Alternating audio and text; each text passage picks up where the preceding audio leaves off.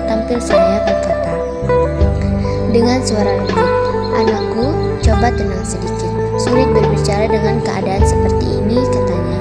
Mang Kikit pun sedikit mereda ketegangannya.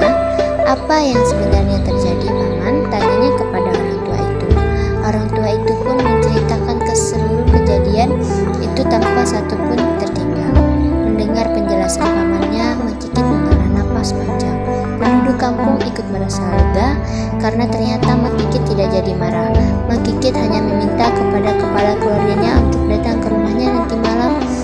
Di sana ia akan memberitahukan rencana selanjutnya.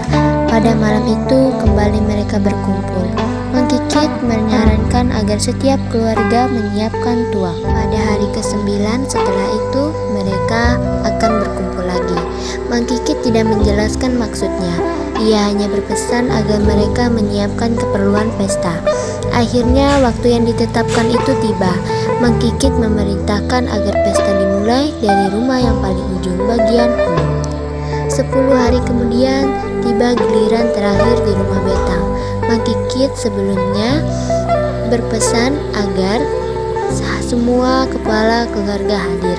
Sejak pagi mereka makan dan minum sepuas-puasnya. Setelah semuanya selesai, Mang Kikit memerintahkan semua orang berkumpul di pinggir tepi Sungai Madi. Setelah semuanya lengkap, Mang Kikit memerintahkan semua kepala keluarga membakar rumahnya. Dalam sekejap, rumah di kampung itu telah terbakar. Setelah semua berkumpul, Mang Kikit berkata, "Sekarang turunlah ke sungai, berjalanlah dengan tenang menuju Batu Tangudang." Setelah itu, Mang Kikit menabur beras kuning ke pusaran air Batu Tangudang. Ia menunjuk ke salah satu orang untuk terjun ke pusaran air itu terlebih dahulu. Jika mereka masih hidup, agar dalam dunia yang baru itu saling menunggu. Setelah semua penduduk terjun, Mang Kikit pun menyusul. Mang Kikit kemudian melihat sebuah kampung yang bersih dan rapi. Ia mengisyaratkan agar mereka menunggu dengan tenang. Dengan didampingi 3 orang laki-laki pilihannya, ia memasuki kampung itu. Tidak kelihatan seorang pun penghuni di sana.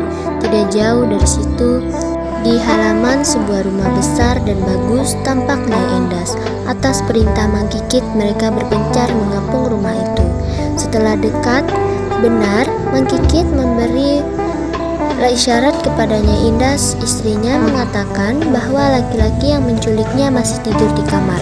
Mang Kikit mengikuti istrinya masuk. Secepat kilat, Mang Kikit mencabut dohong yang terselip di pinggangnya, lalu dibunuhnya laki-laki itu.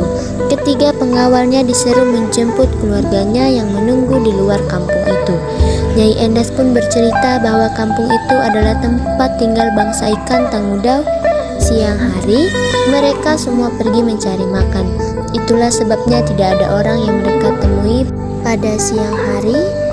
Sore hari mereka baru pulang. Akhirnya Mang Kikit menjadi raja di sana dan hidup dengan damai, aman, dan tentram. Ya, berikut presentasi dari saya. Sekian dan terima kasih.